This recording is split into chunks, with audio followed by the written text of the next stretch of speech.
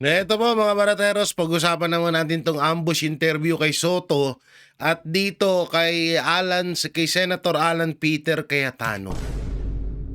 Ngayon alam na ho natin kung bakit si Senator Peter Alan Cayetano ang napiling running mate ni Tatay Digong or ni Pangulong Duterte.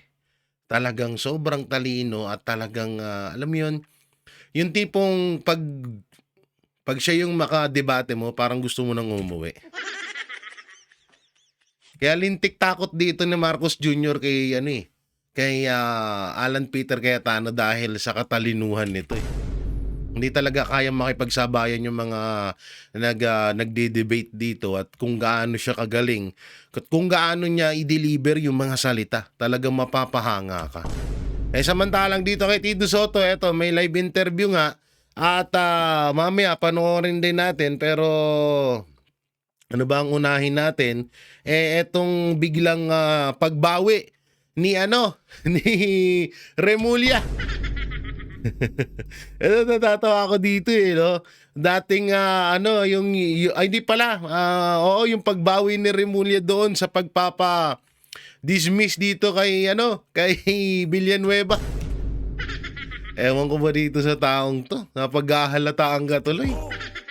Na-checkmate siya, chinekmate niya yung sarili niya. Kagunggungan mo. Ito po. Bago tayo mapunta, ito. Baka kasi balita na naman to ng mga tansu vlogger. At kung ano-ano na naman sabihin.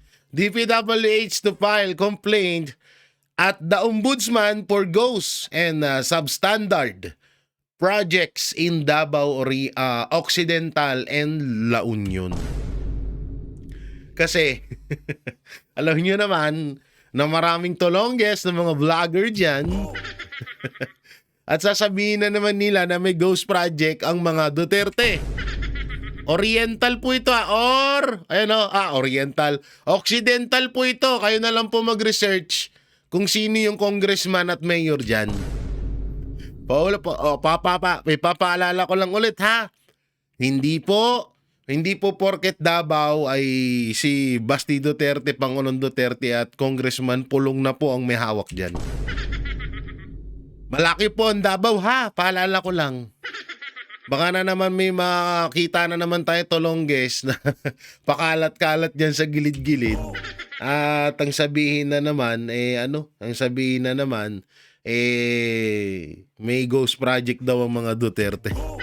Kaya pinakita ko lang para ma-aware po yung iba dyan. Alam naman natin ngayon na sobrang daming katolonggisan ang pinapalaganap ng mga tolonggis dyan sa tabi-tabi. At dito, meron pa nga ako ditong isang nakita. Hindi ko lang na-save. Pasensya na ho kayo. Hindi natin agad na-save tong mga pectior na ito. May panibagong strategy na naman ang Marcos administration kung paano na naman sila makakickback ng pera. At ito po yun. Yan, ay nga ba, tabingi yung yung picture. Pasensya. Ilakihan lang natin at nakakahiya kay sa pinakamagaling na presidente sa kasaysayan ng Pilipinas. Dito, sabi ni Marcos, ay PBBM, eto na naman yung pangako, nangakong bibili ng mas maraming barko para sa pagbabantay sa West Philippine Sea. Tangina talaga. So bibili daw ng barko si BBM. Alam niyo kung anong meron dito? Kung yung yung tawag dito, yung pailaw sa mga kalsada na nagkakahalaga lamang ng 1,000 naging 11K. What if pa kaya sa isang barko? Sabihin na natin yung barko nagkakahalaga ng, halimbawa lang ng 10 million yung isang barko. Pero ang i-audit sa budget 30 million. Ganyan ang mangyayari dyan. Gumagawa talaga sila ng ng pagkakaperahan nila eh, no? Para saan yun? Pag maraming barko dyan, masosolo na ba natin West Philippines? Hindi naman. 'Di ba? Ang daming mga pwedeng paglaanan ng pera na yan, diyan mo pa ilalaan sa barko. Wala talaga. Oo. Eh, ano pa ba asahan natin dyan? So, ito po, yung interview ni Senator Alan Peter Cayetano, panoorin natin. Can I statement quick lang? Statement lang na mabilis, okay? Okay na? Okay. So yung main concern ko ngayon bilang minority leader, bilang tagapagsalita ng minority, bilang isang nasa oposisyon, ay yung tingin sa atin ng buong mundo. So, dalawa pong main concern. Una, meron tayong mahigit 10 milyong Pilipino na nasa abroad. Napakaraming Pilipino nagka-travel everyday. Pangalawa, yung investment sa ating bansa. Hindi sustainable yung paraan kung paano natin na-address ang corruption, ang massive corruption. We have to address it. We have to address it. We have to be decisive. Kailangan may major reforms, tunay na pagbabago. Kailangan may makulong. Pero the way we're doing it, na parang circus araw-araw, lubusan na apektuhan ang image ng ating bansa. I'll give you an example. Yung paggising natin ngayong umaga, yung issue tungkol kay Senator Joel Villanueva. Okay, all senators can defend themselves. Sa minority, they can defend themselves. I'm really hoping na nagkamali lang si Ombudsman Remulla at mali ang binigay ng staff niya kasi malinaw na malinaw, dinismiss na yung kaso na yan. Klarong-klaro po yan. Eh, mahilig kasi sila mambuhay ng patay ng kaso. Kaya hindi na hindi na bago sa kanila. Wala siyang isusulat sa Senate President sapagkat na-dismiss na yung kaso na yan. At kung titignan mo bakit na-dismiss, malinaw na hindi marireverse. First, ang pirma ni Joel doon ay forged, hindi niya pirma. Pangalawa po, ang nakalagay sa letterhead, Buhay Party List. Siya po ay representative noon ng CBAC Party List. No? So this is not even a debatable matter. So I know Boying Remulla. He is a man of duty. May sense of duty yan. Nabasa ko mga statements niya bago siya maging ombudsman. Naniniwala ako gusto niya ng tunay ng pagbabago. Marami akong issues na hindi agree sa kanya, but I see his sincerity na gusto niyang parusahan ang dapat parusahan. Unfortunately, parang naging circus nga, palakasan ng palakpak. And we know that there are certain people who are against Joel, who are against the minority. So, habang ginugulo ito ng mga mastermind, sila'y nakakawala. Isipin niyo po, no? Kung unang araw na sinabi ng Pangulo, may yan namang harassment sa inyo in part of the opposition? Let's see, after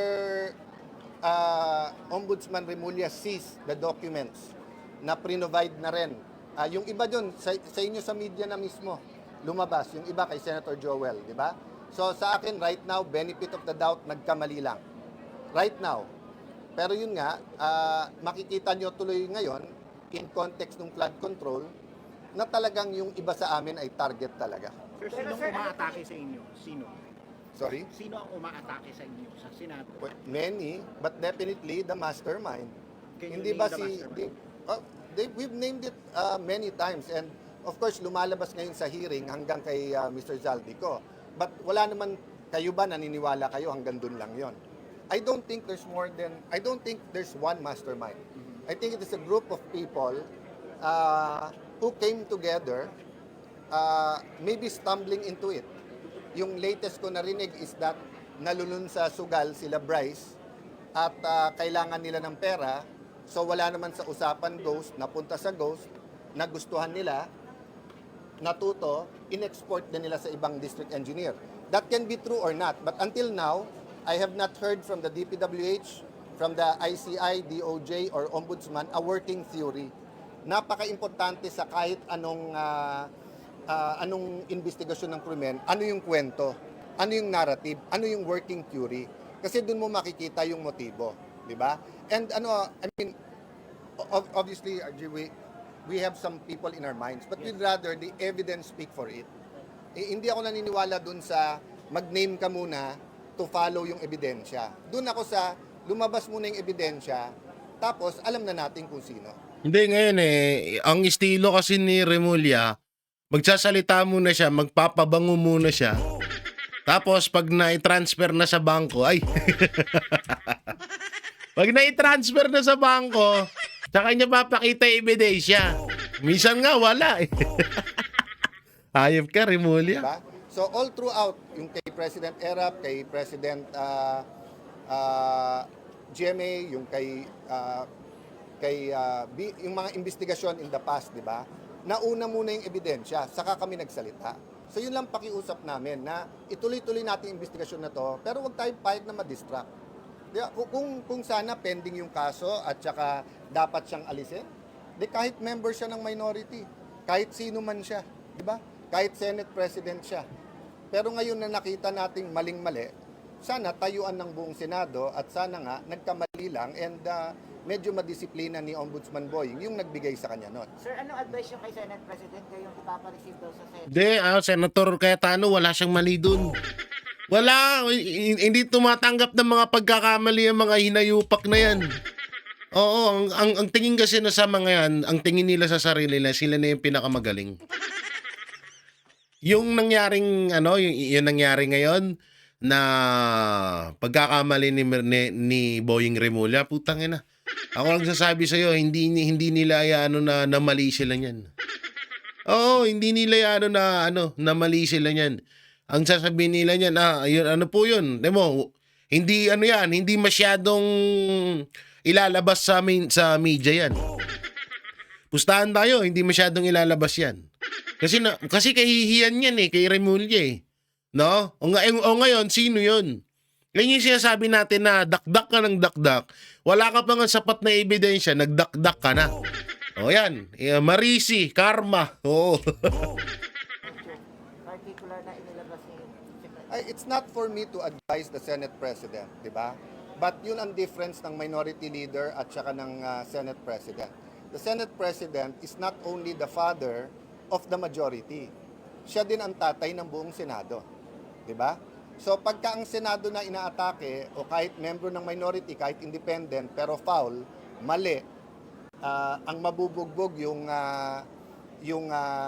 institusyon, tandaan nyo, 24 lang kami. So napakadali na maglabas ang ombudsman para sa 8, 9, and then gibain ang Senado. But I'm not ready to say that intentional to sa part ni Ombudsman Remulla. Ako'y naniniwala, mali yung remember, saan ba nag-umpisa? Kaya kaya nga, ito, maputol ko lang kung kayo Kaya nga, importante talaga na magkaroon ng Senate President na walang kinikilingan at hindi sakal-sakal at hindi natatabunan ng pera. No? Hindi ko sinasabing ganun si Tito Soto. Ang punto ko kasi dito, kasi kagaya na sinabi ni Senator Alan Peter Cayetano na ang pagiging Senate President, ikaw yung ama ng Senado. Kailangan mong protektahan na naaayon naman sa tama yung mga senador. 'Di ba? Katulad nito na may ganitong fake news si Remulla at na-checkmate siya dito. Baka magulat tayo na baka konsintihin pa to ni Tito Soto. Wag naman sana. Doon obvious na talaga siyang tuta siya ng administrasyon. Diba? Wag naman sana, Pero, ang sinasabi natin nga dito, sana ang punto kasi dito is katulad nila Senator Chis Escudero, Marcoleta, Bongo, Bato, Cayetano, na talagang hindi sila magiging one-sided. At hindi sila magpapahawak sa leeg kagaya ng nangyayari na nakikita ng ibang netizen kay Tito Soto nga, 'di ba? So 'yan ang maganda diyan. Ewan ko lang, Tito Soto, ano na ba dong? Kaya pa ba? Isa lang, kay dating Secretary Leila de Lima, na sa kagustuhan niya ipakita na patas siya, hindi lang kalaban ng Aquino administrasyon ang kinasuhan din si Joel Villanueva kahit na walang pruweba, walang ebidensya at kahit mali. Kahit sa confirmation hearing niya, inadmit niya na kulang na ang pirma ang letterhead, buhay party list. Ang pirma, hindi pirma ni Joel, tinuloy pa rin niya. Di ba? So, yun, Ombudsman Remulla does not deserve advisors like Leila de Lima kasi mapapahamak ka lang. Mapapahamak. Unfortunately, malakas ang boses ngayon sa administrasyon at sa House of Representatives for her own purposes. This is not for the people. It's their own politics. Sir, i-release nyo rin po ito bukas since sasalang sa budget ng ombudsman. I'm waiting what his response after he reviewed this, di ba? There are some debates for me that are worth it. There are some debates na it's just a show, di ba? So sa akin, whether harapin siya o hindi sa budget, it's a matter of what's right or wrong. Assuming he wants to reverse that, may proseso yan. Kung gusto niya i-revive, may batas yan, may proseso. Pero hindi naman pwedeng biglang susulat ka at sabihin mo yung mas maagang desisyon na re-reverse na later on ang masusunod. Di ba? Hindi naman pwede yun. Sir, Malinaw yun. Walang due process nun. Martial law na tayo nun. Sir, kauuto lang ni Remulla pero taltak na agad yung informasyon yata at yung binaya. It happens, and as I said, let's give him time to review it. Malinaw naman yung mga dokumento. So I'm looking at the bigger picture.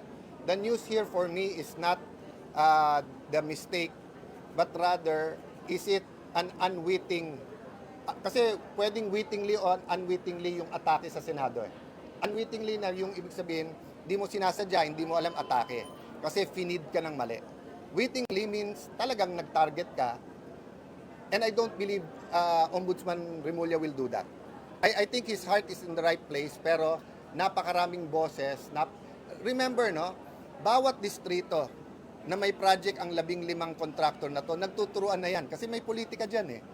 May naglalaban na mayor dyan, may naglalaban na governor dyan, may naglalaban na congressman dyan. Di ba? Sa national, ganun din. Bawat gawin ng pink, galit DDS, galit yung Marcos, galit. So, iba-iba na kampihan ngayon. But yun nga ang point ko po, di ba? When does politics give way? First, bansa na natin tinatamaan eh. Mga Pilipino, pag nagta-travel, kinakansyawan na corrupt kayo eh. Bilangin nyo ha, duda ko walang 10,000 taong involved dito eh. Sama mo na lahat ng DPWH, sama mo na buong Kongreso, sama mo na ilang kabinete. Baka 3,000, 5,000 ang pinag-uusapan sa corruption. 110 million Filipinos tayo. Deserving ba na sa ibang bansa? Tama. Tawagin buong Pilipinas, buong Pilipino na corrupt? Kaya nga ini-expose eh, di ba? Sa atin, sa local, naiintindihan natin yan.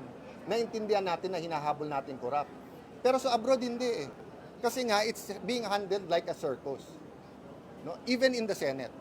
That's why lagyan natin ng konting ayos. Diba? Let's not think that we can do anything and bahala na yung consequences. Lahat ng action natin may consequences. Pwede ako magwala dito ngayon. Pwedeng ko ano-ano sabihin ko. Pwedeng ilabas ko kung sino tingin ko mga mastermind. It won't be helpful. Galing. It's just part of the circus. So, Sen, Galing ng utak ni Senator Alan, no? Tanginang yan. Talino. Nakadila ka pa. Inaano na nga kita. Sinasangayunan na nga kita eh. Dinilaan mo pa ako. Hindi, promise talagang hanga-hanga ako dito kay Senator Alan Peter Cayetano. Sobrang galing. Tsaka ito, speaking of kahihiyan ng Pilipinas, ang number one na nagdadala ng kahihiyan sa Pilipinas ay yung presidente mismo. Pangalawa, yung USEC niya. Yun yung mga nagdadala ng kahihiyan sa Pilipinas eh. Pati tuloy yung mga matitinong mga kandidato, mga congressman, senador, nadadamay sa katangahan ng mismong presidente. Yun yung mahirap dyan. ano po? Yun lang po. Gusto niyo po na yung mag-imbestiga sa ICI is meron ding opposition na kasama mismo. We have to find a way na mas mabilis ang investigasyon, mas mabilis yung pagkaso, at hindi tayo ma-distract. So, kung kinasuhan ka agad, si Alcantara, si Yusek, si Bryce, si JP, etc. Kinasuhan ka agad kasi ghost eh. Ano pang hahanapin mo? Ghost. Tapos nakapag-apid-apid yan one time, malinaw. Eh ngayon tuwing hearing, pabago-bago eh. Di ba? So, ang problema sa ICI, sila mismo nagsabi, kulang kami sa power. Pero pati sila na pagbibintangan na anong direksyon nyo. At kasi, sino ba nagbibigay sa kanya ng dokumento? Aside from yung mga gumawa nito, DOJ, DPWH, Office of the Ombudsman. So sa madaling salita, yung mga nagbibigay ng ebidensya or makakatulong sa investigation laban sa flood control scam, ang nagbibigay, yung mismong mga involved din. So useless. Di ba? So, wala rin tayong tagabantay doon. Tama. What's your comment po na ina-live na yung hearing sa ICI? Very good. Thank you ICI na nakinig kayo. 'Di ba? And thank you na kayo mismo nagsasabing you need more powers. But sa akin din, let us bulletproof them in terms of yung faith ng tao. And the way to bulletproof, magsama ng ilang religious leaders, magsama ng isang oposisyon, then make them independent. Sa US, pag independent prosecutor ka, ang pera mo at gagawin mo, independent ka talaga. Hindi depende yan sa administrasyon. So there's much more we can do. In fact, ang bill na yan kay Senator Soto, kay SP, yung na i-legislate yung ICI. But definitely it has to be faster and kailangan bullseye, kailangan focus tayo. Dapat ba sir may contempt power na yung ICI? No doubt.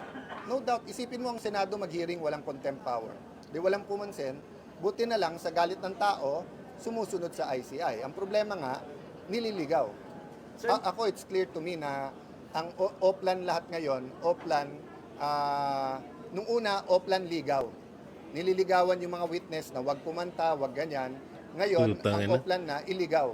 Iligaw. Yung, outside Tang ina, kung sino yung lupit. mga most guilty dito. Saan si former Senator Kilian? Utang na, lupit nun, no? Direct to the point yun. Yung una, nililigit. Di, totoo naman kasi nung una na nagsasalita itong mga contractor, di ba? Mag-asawang Diskaya, di ba? Kung matatandaan nyo, biglang gumano, no? Biglang nag-iba. Sa Senado, itinuro nila si Martin Romualdez at Saldico. Pagdating sa Congress, nag-iba.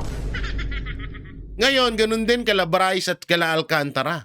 So, totoo yung sinasabi ni Senator Alan Peter Cayetano na yung una, nililigawan nila na wag kumanta yung mga witness. Pero ngayon, inililigaw na. Ang lupit, oo, grabe.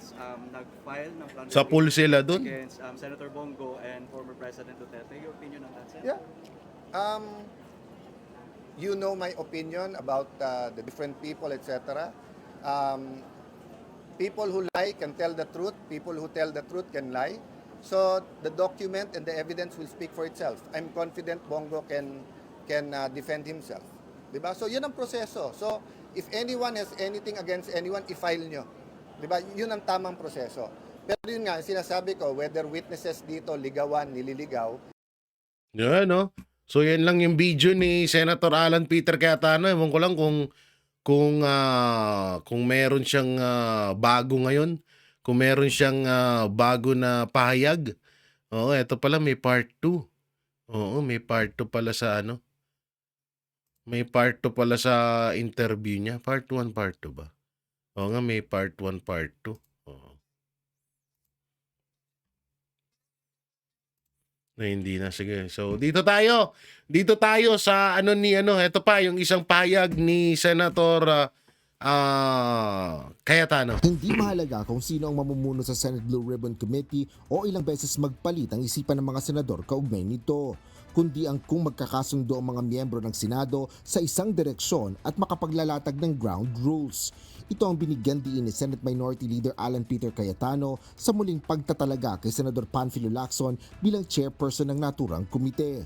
Sa gitna ito ng investigasyon ng Blue Ribbon sa mga anomalya sa flood control projects ng pamahalaan. Gayaan niya ng nasabi na niya, ang pipili ay ang mayorya at irirespeto ito ng minorya. Patuloy rin silang makikipagtulungan kay Senador Lacson para sa diwa ng kooperasyon at transparency o kalinawan dahil ang kapakanan ng bayan ay lubhang mataas. Kaugnay nito, naglabas rin ng saloobin sa issue si Senate Deputy Majority Leader J.V. Ejercito. Para sa kanya, kahit sino ang maupo, Ang mahalaga ay malaman ng tunay na mga salarin dahil naghihintay pa rin ng kasagutan ng taong bayan. Makikipagtulungan din anya siya sa sinumang maging chair ng komite para malaman ang pinagmula ng pinakamalaking skandalo, partikular na ang floodgates dahil sa mga sindikatong kriminal. Naninindigan din itong dapat tutukan ng modus para makapagbuo ng mga batas na makapipigil na maulit ang mga naturang klase ng krimen. Nauna nang kinumpirma ni Senate President Vicente Soto III ang muling pamumuno ni Senador Lacson sa Blue Ribbon. By November 10, we will ask, we will re-elect or ask Senator Lacson to retake. And as far as our last conversation, and he has agreed. Alam niyang kailangan na. Sinabi rin ni SP Soto na hindi na magsasagawa ng pagdinig ang Blue Ribbon sa pangunguna ng acting chairperson nito na si Senador Erwin Tulfo. Wala pa rin pesa na nakatakda para sa susunod na pagdinig ng komite. Ngunit inaasahang iaanunsyo ito kasabay ng pagbabalik ng sesyon ng plenaryo sa November 10. Asher Kadap. Alam nyo, yung mapatungkol nga dito sa mga magiging chairman, alam nyo, wala naman talaga din sana ha, wala naman din sanang problema, wala naman din sanang naging problema kay Senator Ping Lacson mapatungkol sa Blue Ribbon. Ang naging problema kasi, bigla silang nag-iba, biglang, alam mo yun, yung tipong papunta na andun na konti na lang biglang ililiko.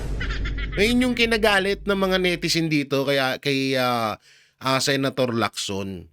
Kagaya ng sinasabi din ni Senator JB at Senator Cayetano, nire-respeto nga nila. Pero sana is maging maayos. So ibig sabihin, kung parehas pa rin etong si Lacson, katulad nung unang niyang pagiging chairman ng Blue Ribbon Committee, malamang sa malamang din nila susuportahan yan. 'Di ba?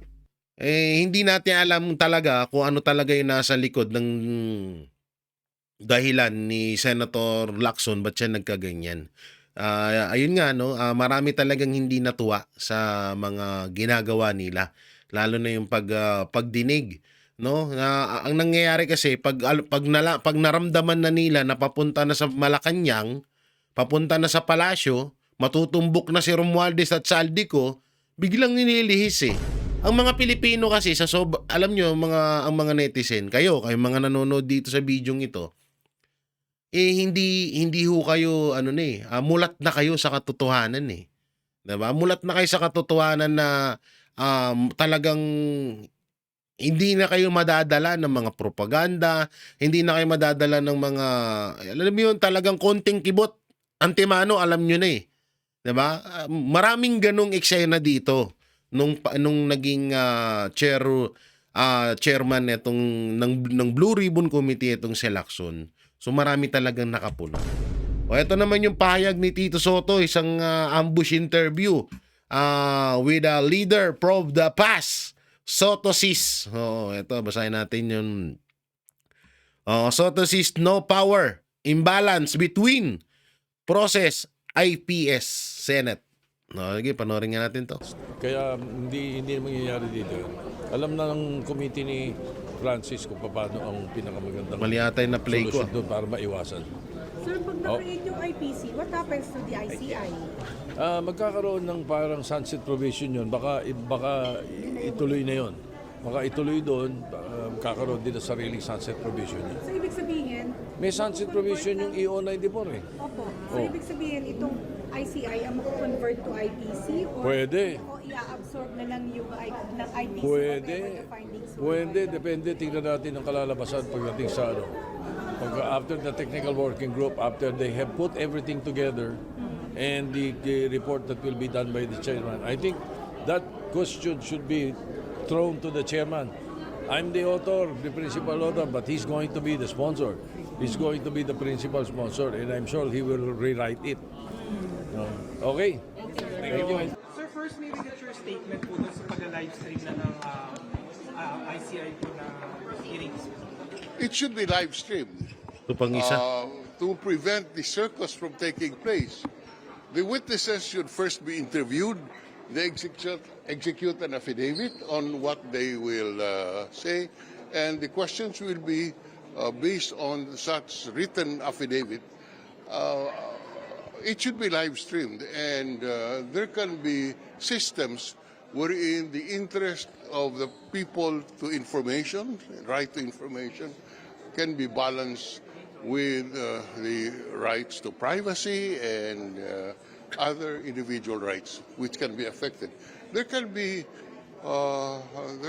there are solutions to this, but the point is it must be live streamed so that the people will know what is happening. In this way, sir, mababalik po yung tiwala ng publiko, lalo na po sa ICI. Lalo na ang kailangan ang tiwala ng taong bayan sa ating sistema ng hustisya. Kung ito po ay hindi natin gawing live stream, hindi po makakatulong sa ating layunin na magkaroon ng iba-iba. Ewan ko sa'yo, boplak, saka rin eh. Saring Tolongis to, dito tayo. Saring Tolongis eh, no? Pinawi ni Ombudsman Boying Remulla ang plano niyang ipasibak sa pwesto si Senator Joel Villanueva. Kaugnay Bakit? ito sa dating kaso ng senador Bakit? sa pork barrel scam. Live mula sa TV5 Media Center ng Bakit sa kaya, balita, ano? si News 5 Justice Correspondent Chinekmate Camille yung Samonte. sarili. Kapatid, bakit nagbago ang desisyon ni Remulla?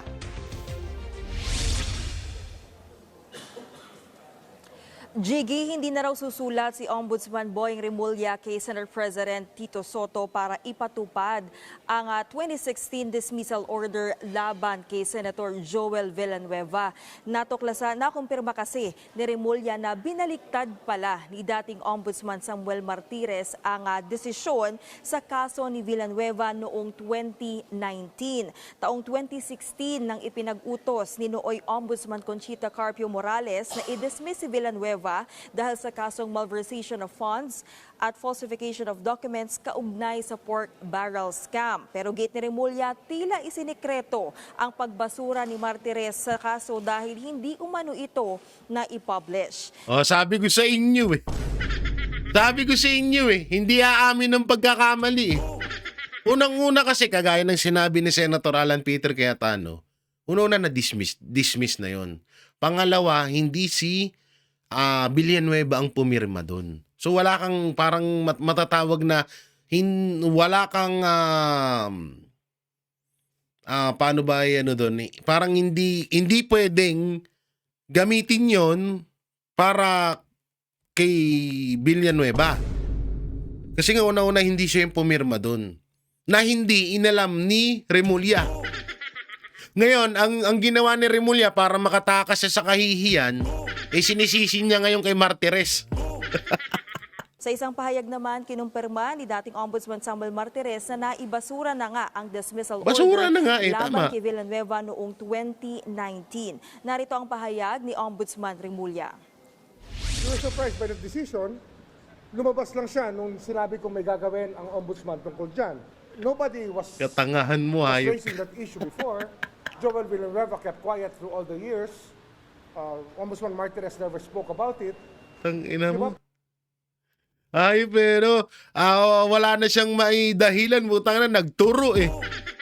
Manang-mana. Camila, ano naging reaction dito ni Senador Villanueva? Fake news nga talaga siya.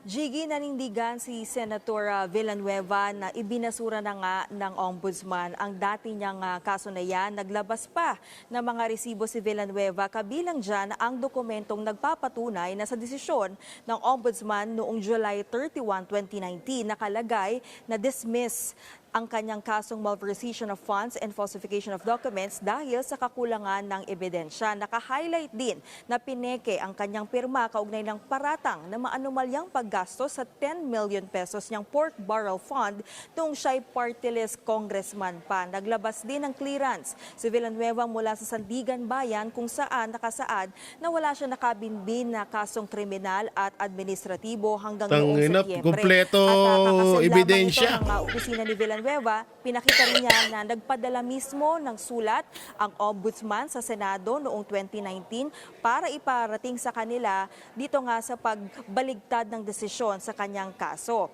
Ayon kay Senator Villanueva, inasahan na nila ang ganitong uri ng harassment. Idedemanda raw niya ang mga nagpapakalat ng maling impormasyon sa kanyang dating kaso. Giit naman ni Remulla, walang ginagawang harassment kay Villanueva. Kabilang din si Villanueva sa mga senador na nadadawit sa flood control scandal.